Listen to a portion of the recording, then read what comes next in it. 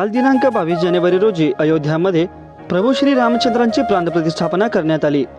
पंतप्रधान नरेंद्र मोदी यांच्या आव्हानाला प्रतिसाद देत सोलापुरातील भावसार समाजाने प्रभू श्री रामचंद्राच्या प्राणप्रतिष्ठापनेनिमित्त पूर्व भागातील हिंगलाज माता मंदिर येथे दीपोत्सव साजरा करण्यात आला। यामध्ये हजारो दिव्यांनी देवालय उजळून निघाला। देवी हिंगोलांबिकामध्ये प्रभू श्रीरामांचे स्वरूप देण्यात आले। तसेच हजारो दिवे लावून अयोध्येमधील श्रीरामाची प्राणप्रतिष्ठापनानिमित्त दीपोत्सव साजरा करण्यात आला। पाहुयात काही क्षणचित्रे।